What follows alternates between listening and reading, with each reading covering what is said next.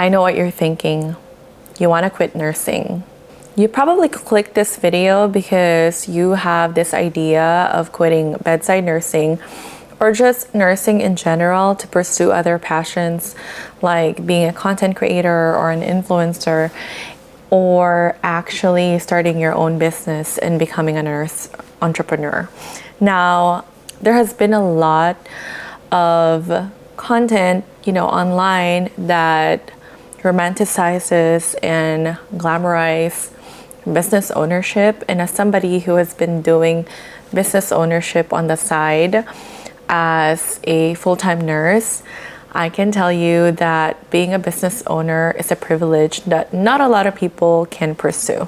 And so the idea of quitting your 9 to 5 or your nursing job to pursue this glamorous life of business ownership is something that not a lot of people can do. And as we know, the economy right now is so crazy. I have been a nurse for over 14 years, and so I think I can kind of speak up about this topic of how hard it is to be a nurse and how going into business ownership may not be something that you would want to do right now, just yet. So quitting your nursing job to pursue business ownership is very hard. I have been a business owner for over a year now, actually almost a year, but I have been kind of dabbling with side hustles for a while now as a full-time nurse. And I can tell you that as somebody who is, I consider myself very risk tolerant, but at the same time, I prefer to do calculated risks in my life, especially because my family depends on my income. I have kids and we have mortgages to pay, we have bills to pay, and just quitting my 9 to 5 or my nursing job, my full-time job, without any backup plan is something that I probably would not do. Now, I am not saying that it's not possible to pursue business ownership full-time, but I think there is a way where you can not quit nursing just yet and actually leverage this nursing career. That way you can pursue your passion in life. So I read this book called Your Money or Your Life by Vicky Robin and Joe Dominguez. And I think it's such a great book because like in our life right now or in our society right now, we're often encouraged to identify ourselves as our jobs. So if I say I'm a nurse, for everybody, that's like what they see of me. I'm a nurse. So in this book, she talked about like how, like think of a scenario where somebody would try to kill you and you have to pick your money or your life. And initially, like we always have this idea that we have to pick one or the other, but the book's whole premise is that you can have both. And with that said, I think that as a nurse, like there is a way that you can balance working a full-time job and also being able to fulfill your life with doing the things that you love, your passion, and also living a pretty good life, right? Without quitting nursing. So, like for me, that is the case. Like I have no plans quitting nursing just yet. So I'm going to talk about today the reasons why most people or most nurses leave the profession or leave their jobs. We're going to talk about like how you can actually balance working a 9 to 5 or your nursing job while you build something on the side that you're going to love doing for the rest of your life.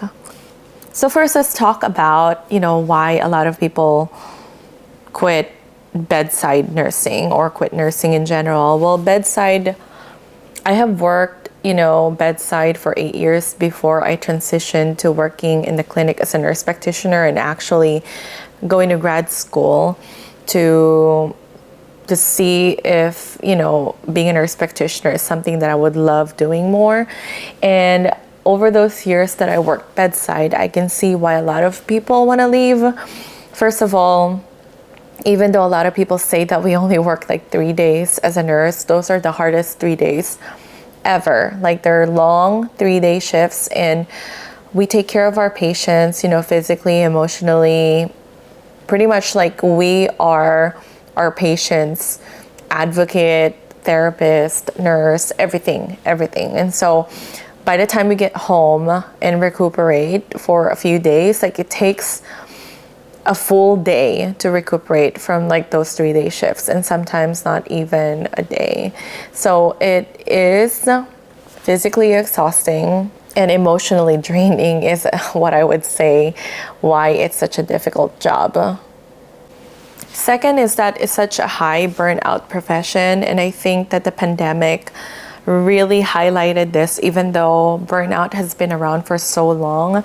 So according to CDC, in 2022, 46% of health workers reported feeling burnt out, often and very often, compared to 32% back in 2018.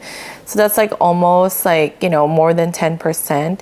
And I think that's what I was saying. Burnout is not something that is not around even for nurses who's been working for 10, 20, 30 years. It's been around for a while. It's been highlighted recently because of social media, because of the pandemic. And I think that people are realizing more and more that they don't want to sacrifice their mental health for a job that they don't even like doing. And that's why a lot of nurses leave, working bedside specifically, because it really just causes a lot of stress in your mental health. There's also an article in Becker's Hospital Review that says 85% of nurses, hospital nurses, said they'd quit by 2024. And I always say that if you love bedside, if you love that work that you do at bedside, please don't leave. We need more of you. But if you are burnt out and you're not able to really do your job bedside, then there are so many other avenues, so many other places where you can work as a nurse, which we will talk about more later on. The third reason why a lot of nurses leave the profession is because, as we know, nurses are underpaid. I will keep on saying this, and I will advocate for this and talking about pay transparency, because the pay across all nurses across the states so different. I live in California. I'm very fortunate to live in a state where there's a lot of unionized hospitals and a better pay for nurses, but there are a lot of nurses in other states that are severely underpaid. When I was a new grad nurse, I was making $28 per hour as a nurse, and I lived in Central California at that time. I moved to Northern California in the Sacramento area after 3 years of working as a new grad nurse, and I ended up making around $52 per hour. So I am well compensated when I moved to a different part in California, but I know that there are so many other states where the average is still around $80,000 for nurses. Like that's the median salary for nurses. So the work that you do does not really equal to the amount of pay that you get. And now that I'm actually where I'm at now, as far as money mindset and the way that I think about money and my relationship with money, it shouldn't really be like that. Your money does not need to amount to the work that you do, especially if you've been in the profession or if you've been a nurse for so long, which we can talk more about in a different video, because I can talk more and more about this. But those are the reasons why a lot of nurses leave the nursing profession. I would also like to add that just because all the statistics say that nurses want to leave the profession, a lot of times it's actually just they want to leave a specific work environment where they don't feel seen, where they're not appreciated, where they have workplace violence, where they're not respected, and where their mental health and their physical health is just going crazy. So I think in general, a lot of people want to leave bedside mainly, but not everybody, not all the nurses want to leave the nursing profession, you know, in general. And I would like to say that being a nurse, I think it's a great profession because there are so many specialties that you can do, so many other non-traditional or non-bedside nursing jobs that you can do as a nurse. And I think that utilizing that knowledge and that whole idea that bedside is not the only way to be a nurse will help you become more fulfilled at this job. So number one thing that you can do to make the 9 to 5 or your nursing job work for you is to find a nursing job where you can be appreciated, where you're paid decently, and where you can actually do the work that you do without feeling like burnt out. And every job has its ups and downs, and I wouldn't say that there's a really dream nursing job. I always say this, there's no such thing as a dream job, because there will always be things that would annoy you. There would always be things that you like in a job, and it's not perfect. There will always be good days and bad days at work, but you want to make sure that the good days outweigh the bad. And to me, like, that is where I'm at now. Like, I'm able to really enjoy the job that I do right now as a nurse practitioner. I work in a clinic, I work in a specialty. I actually love the work that I do. I love the attending physicians that I work with. I don't necessarily like my workload some days, because some days it could be very, very busy, but you know, that's part of the job. So I think that number one thing that you need to do is to find a nursing job that works for your lifestyle. And I think that it is out there. Sometimes it's not one of those things that you get right away as soon as you graduate. It took me years to find this specialty. Like, when people come to me, they're like, how did you land that job? How did you find a nursing job that you like? It took a while, and if you want, you can see my videos here on YouTube. I actually have uploaded them in here, because for a while I was so lost. I did not know where to go. I did not know which specialty to do. I've thought about aesthetics, I've thought about family medicine, urgent care. I even worked in those specialties. None of them worked for me. And so when I landed this position, I knew it was the one that I can tolerate, that I can say that this is my good enough job that will help me be able to live, you know, a good enough life, or the life that I want to live. With that said, number 2 is actually funding your passion with your 9 to 5. So I started a side hustle last year, and actually I've been doing content creation for a while. If you've been following me for a while, you can see that I've been making content for a few years now. I started a business last year, and I'm learning still in this business. I'm like growing it into a 6-figure, 7-figure business, but I wouldn't be able to do this without my 9 to 5, without my nursing job. I need a stable income right now to fund this passion, to fund this side hustle. And so I think just switching your mindset or perspective on that can really help you stay in your job for now. And, you know, really strategize and really calculate how much you need to be able to leap into full-time business ownership, or like full-time other career. And number 3 is you have to invest. You have to have like a good safety net. Like, I don't know about you, but I always see all these videos like on YouTube that I quit with no backup plan. I quit my job, I quit corporate to pursue my passion of being a content creator or being an influencer.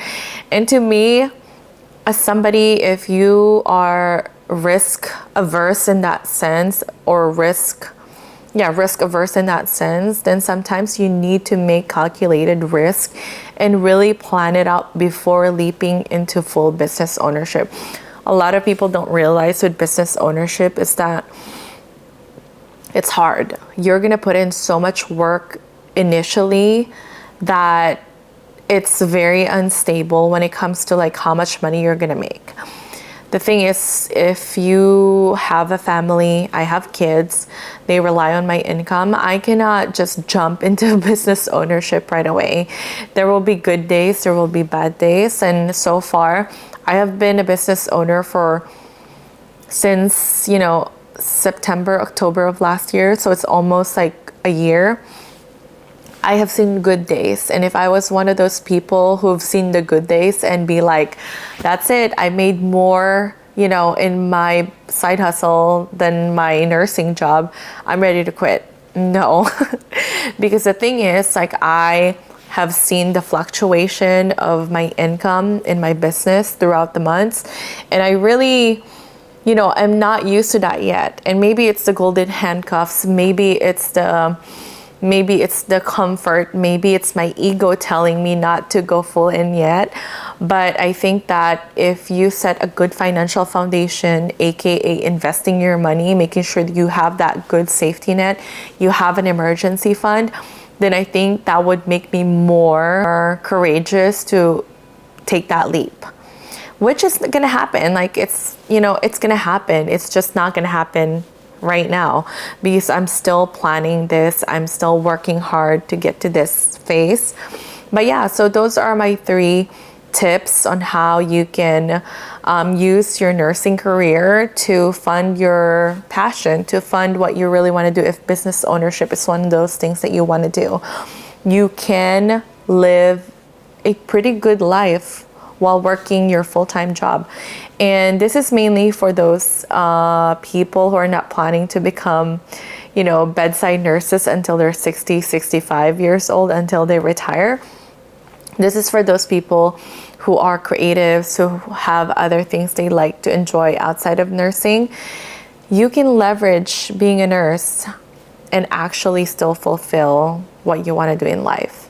So yeah, and I think actually this is for all the nurses, because I don't believe that there is somebody who works until they're 60, 65 that has no life outside of nursing. I actually had a podcast interview with Sarah, if you can check out the video up here or in here, wherever, where we talked about non-bedside nursing roles and how you can actually optimize your nursing career to pursue your passion, because it's possible. There is so much more to us than just being a nurse. There's a lot that, we can offer to this world than just being a nurse. And yeah, so don't quit your nursing job just yet.